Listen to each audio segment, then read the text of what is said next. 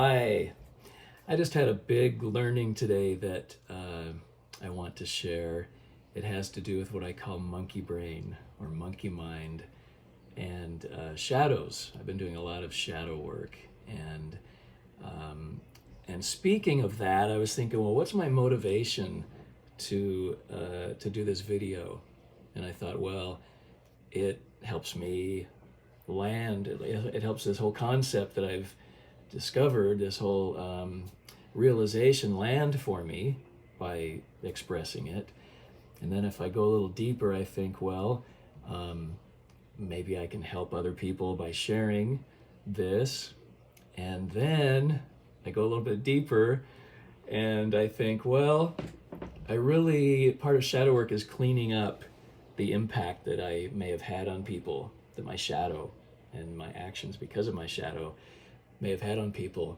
And I have some people who, loved ones who have actually sort of cut me out of my life, out of their life, not communicating with me anymore. And so I'm like, well, maybe they'll see this, and maybe it'll help clean up whatever impact I've had that's made them want to shut me out of their lives.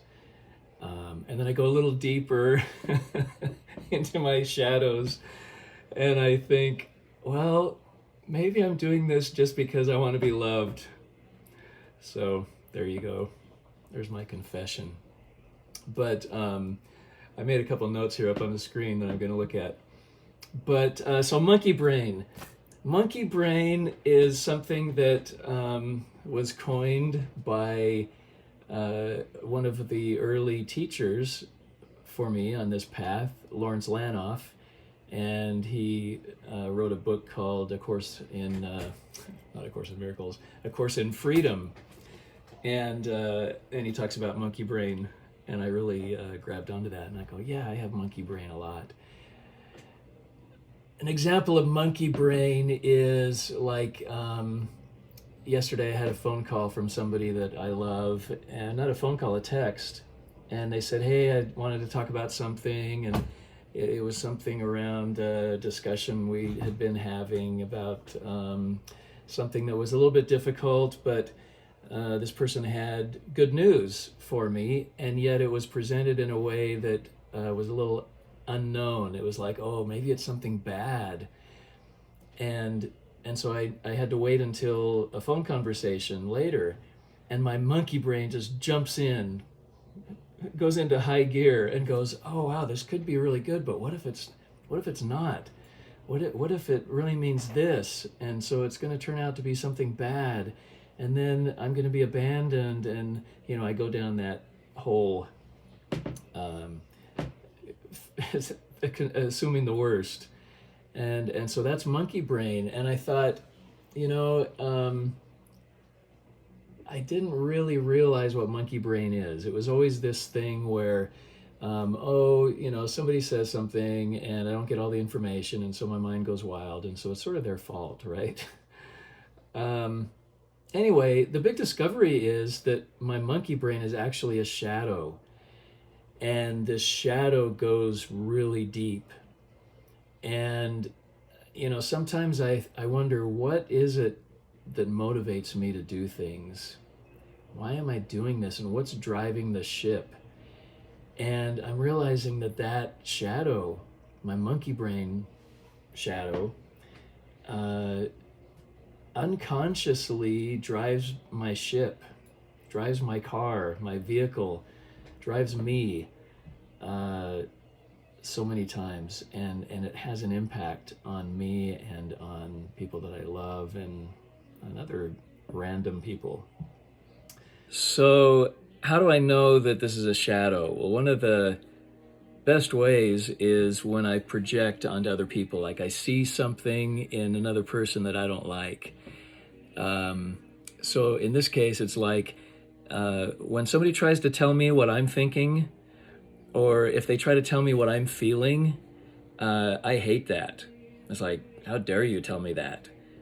And I realize that it affects me so much because that's a shadow that I have. Like, I do that.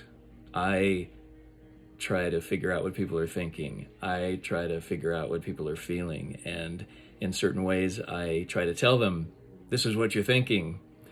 Maybe not so directly, but that is a shadow.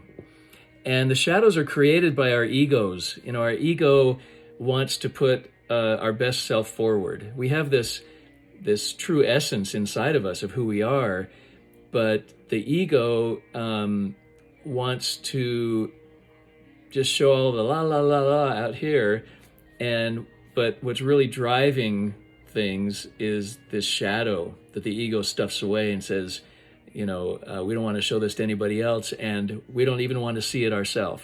I don't want to see this thing myself, and so it's hidden, it's in the shadows, but it has an effect. And so look at my little notes here that I wanted to remember. So this monkey brain shadow of mine actually assumes the worst in situations and often in people. My ego out there in front saying, oh, I always look at what's right with everything. I always look at, the good stuff. But the shadow is really looking at what's the worst, what's assuming the worst.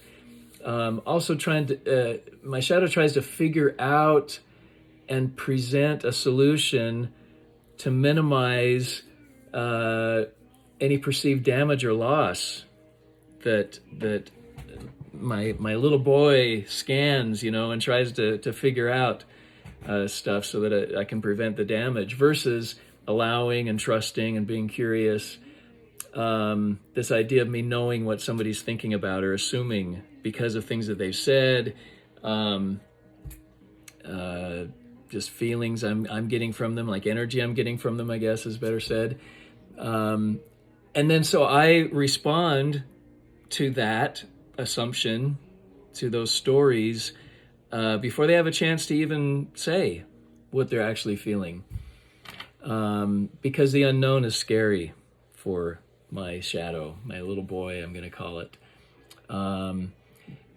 That's in opposition to me being in alignment and with my true essence and being grounded in who I am.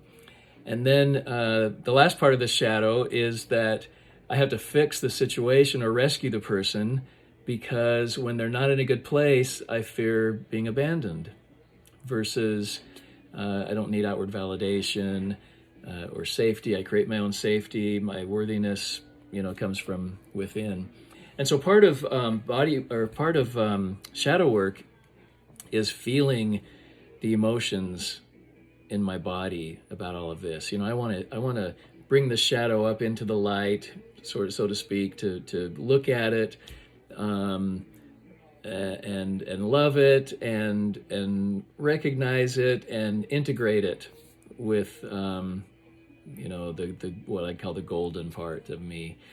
And the way to do that is to feel the feelings, what's really there. And as I drill down deeper and deeper, I realized that this monkey brain shadow, the feelings in my body associated with that are like death. If I go all the way down, it's death, and it's like eternal annihilation. That's pretty deep. That's pretty scary. It's like feeling unworthy and hopeless.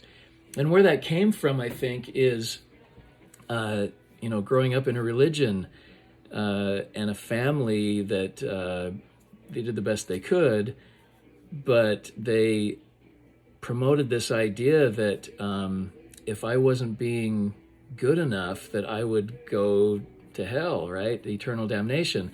And this was driven home one time when I was actually, as an adult, doing a bodybuilding contest years ago. And I thought, oh, my parents will be so proud of me, especially my dad, because he put such emphasis on, bodies being in shape and that kind of thing. So I'm up on the stage and I'm in the Speedo, half naked, and I'm up there with half naked women as well who are also competing. And instead of them being proud of me, they walked out and they said, that I should be excommunicated from the church. And what that meant in our church is like excommunication is abandonment. It's like it's death. And if you don't get it fixed and get it right, then it's like eternal death, like just being annihilated, outer darkness. And so that was kind of the feeling that as a little boy, that for whatever reason, that kind of experience, I guess, I grew up with this fear of abandonment, this fear that if I didn't figure stuff out, this is where the shadow comes from. I would scan my environment and make sure it was safe. And if anybody was feeling like suggesting that they were uncomfortable with me, then somehow I had to fix it. And, those little boy survival tactics that we all have, right? We all have our ways that we survived as children, and we tend to bring those forward into our adult life, and that just doesn't work anymore. And so my experience is that I will try to do, I'll scan, I'll try to figure out what people are feeling. My monkey brain will, do all this figuring, and then it'll want to do a preemptive strike. It's like, okay, if I'm going to be abandoned, maybe I can present something that's a little bit less than that. Maybe I can try to fix the situation or rescue the person from whatever I've perceived they need rescuing from, or that needs fixing. And so I've actually realized that the impact I've had by doing that is actually losing things that I want, like relationships. I'll say, hey, you're not happy, and fearing that, they'll want to break up for good, that I'll say, well, how about a test run of that, and whatever. So, and then they end up doing what I fear. So, that's the impact of it, and what's driving this ship, and it's not a good thing. So recognizing that, part of shadow work is to own the impact. I recognize that my scanning and my fixing and trying to do these solutions to problems that I've only perceived, that I don't really know that they're actually a problem, because I haven't given people a chance to actually say their true feelings. That it has an impact on me, on them, that maybe loses a feeling of trust or whatever it may be. And the way to work on these shadows is to do an action to try to clean up the mess, or to show that this is something that I'm doing to change. And so what I'm committing to do around my monkey brain is to stop speaking in a way that suggests that I know what a person's feelings are before they get a chance to really truly express them, or to try to speak in a way that says that I know what a person is thinking, or that I know what the meaning is behind something that they've done. And sometimes, often, even if they have a chance to express their feelings or what they're thinking, it may not be exactly what is really underneath that. And so I'm not going to speak that anymore, and I'm going to allow the situations to unfold, and not jump the gun, not do the preemptive strikes, but be curious, ask questions. And so that's what I can do to not only change my way of being and changing the situation where the shadow is running the show, but also to try to clean up with people I've impacted, and to show that I am making an attempt to work on that shadow, which will always be there. You know, we don't get rid of our shadows, but we can integrate them and make them more of an ally, more of a strength for us. So, and how that would work with my shadow, in one way that I can see, is that you know, the scanning can be something that, rather than trying to create safety for the little boy, that skill that I've developed can just make me more aware, you know, more sensitive to people's feelings and what may be happening, and then I can be curious, and so anyway, so that's my learning about shadows and about my monkey brain shadow. That it was just a clever mask that my ego had out there that was concealing this deeper sort of heavy shadow with this fear of death. You know, if I don't do certain things, you know, and abandonment. So okay. Anyway, so that's that. So I hope that it helped me land this concept, and I hope it may have given somebody else an aha. And if I've impacted your life, hopefully it's helped you to let go of whatever hurt you may have had from my impact. Okay, lots of love. Bye.